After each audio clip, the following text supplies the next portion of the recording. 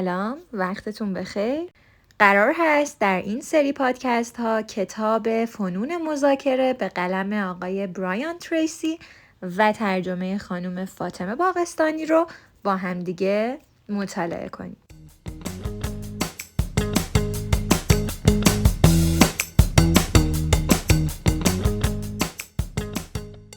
6 سبک مذاکره.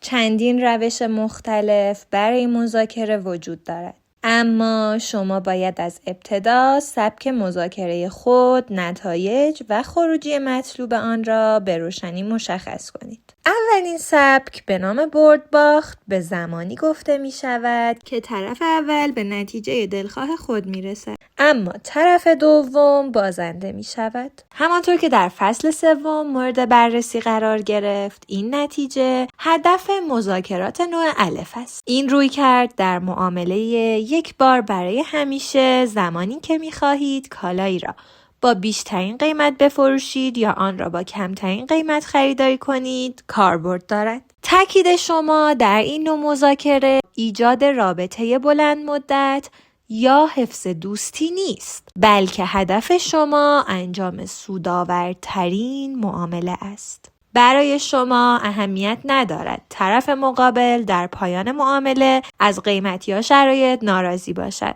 توجه شما بر موفقیت و برنده شدن خودتان است. البته این مذاکره‌ای نیست که جز در موارد خاص منجر به همکاری و معاملات بیشتر شود. مانند وقتی که شما برای کسب پول نقد مجبور می‌شوید دارایی‌تان را در رهن قرار دهید. در این حالت دلال رهن برنده است، زیرا تمام دارایی شما را تنها با پرداخت بخش کوچکی از قیمت آن در اختیار گرفته و شما بازنده هستید، چون قسمت ناچیزی از ارزش واقعی دارایی خود را به دست آورده اید. دومین سبک مذاکره باخت برد است. این سبک درست در نقطه مقابل نوع اول است، بدین معنا که طرف دوم به خواسته های خود میرسد و طرف اول بازنده معامله است. نیازهای طرف دوم تأمین شده، اما نیازهای طرف اول بی پاسخ مانده است. این رویکرد زمانی استفاده می شود که هر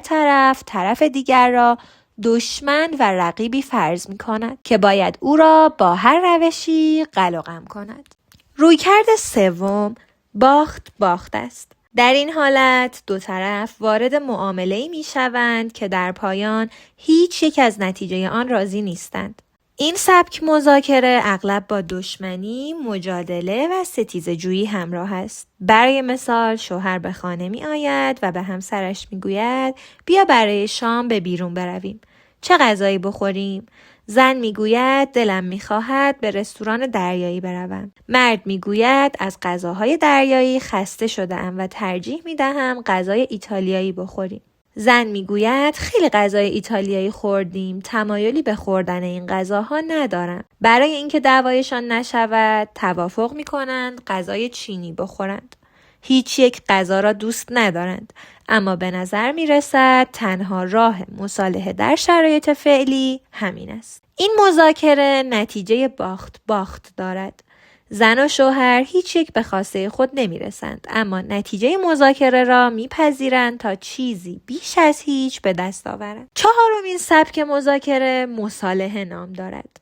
در مصالحه هر دو طرف چیزی به دست می آورند و به همین دلیل کمی آرام هستند، اما نیازهای اصلی هیچ یک از آنها به طور کامل تأمین نمی شود. آنها در انتها با حسی بعد از سر میز مذاکره بلند می شوند. نه آنقدر ناراحت هستند که از انجام قرارداد امتناع ورزند و نه آنقدر راضی که به نتایج امیدوار و خوشبین باشند. سبک پنجم عدم معامله نام دارد. در این سبک شما و طرف مقابل شرایط، خواسته ها و مواضع خود را مطرح می کنید، اما متوجه می شوید که نمی توانید به توافق برسید و در واقع از یکدیگر فاصله زیادی دارید. پس توافق می کنید که توافق نکنید. سپس بدون هیچ کینه‌توزی به راه خودتان ادامه می دهید. این امکان برای هر دو نفر شما فراهم شده که زمان دیگری تحت شرایط متفاوتی با یکدیگر مذاکره کنید. به عنوان مثال می‌خواهید چیزی را خریداری کنید، اما قیمت آن بسیار بالاست. شما قیمت پایین‌تری پیشنهاد می‌دهید، اما طرف مقابل پیشنهاد شما را رد می‌کند. شما قیمت بالاتر را نمیپذیرید و او هم با قیمت پایین‌تر مخالفت می‌کند. به این ترتیب معامله انجام نمی‌شود. در نهایت بهترین نوع معامله مذاکره برد است. این همان چیزی است که دنبالش بودید. دو طرف حس می‌کنند برنده هستند و وارد معامله عالی شده‌اند. شاد، راضی و متعهد به انجام تعهداتشان هستند و مشتاقند تحت همین شرایط یا شرایط مشابه معاملات دیگری انجام دهند. در بیشتر موارد مذاکره برد مستلزم رسیدن به گزینه سومی است که بهتر از گزینه‌های ابتدایی طرفین است.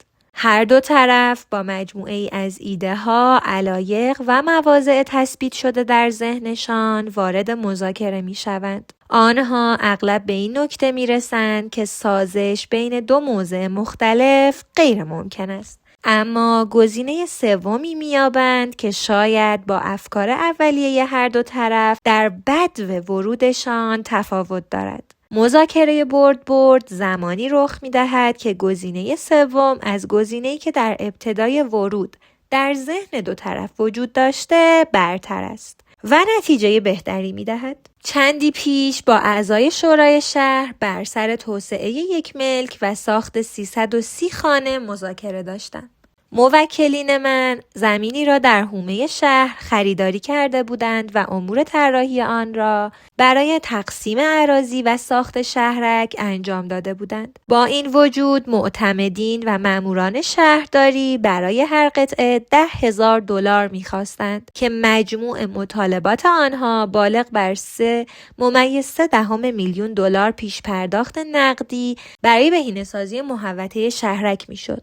این مبلغ غیر منطقی بود و موکلین من باید مبلغ زیادی را برای تجهیز تقسیم بندی های جدید کنار می گذاشتند. مشکل این بود که آنها برای پیش پرداخت پول نقد نداشتند. وقتی موکلین من با ناامیدی فکر کردند موقعیت را از دست داده اند، یک راه حل برد پیشنهاد کردم. به نظر می آید اختلاف نهایی بر سر 3.3 میلیون دلار است. با پرداخت 3.3 میلیون دلار موافقت می کنم. سپس ادامه دادم. ما بر سر موضوعاتی که طی 3 روز گذشته بحث کردیم از جمله پرداخت 3.3 میلیون دلار توافق خواهیم کرد، اما باید از شما قولی بگیریم. از شما می خواهیم این پول را یعنی $10,000 برای هر قطعه را هنگام فروش قطعات به سازندگان بپردازیم. سکوت در اتاق حکم فرما شد و در نهایت شهردار لب به سخن گشود. البته ما ترجیح می دهیم کل مبلغ را از پیش دریافت کنیم، اما اگر پرداخت مبلغ همزمان با فروش قطعات بهترین گزینه پیش روست، ما آن را می پذیریم. معامله انجام شد. از این جهت این داستان را برایتان بازگو کردم که ممکن است بارها و بارها وقتی به دنبال راهکار برد هستید با آن مواجه شوید. آمادگی متفاوت اندیشیدن را داشته باشید. مواضع هر یک از طرفین مذاکره را به طور کامل مشخص کنید و سپس دنبال راهی برای دستیابی به اهداف مشترک باشید تا طرفین احساس کنند که برنده شده اند.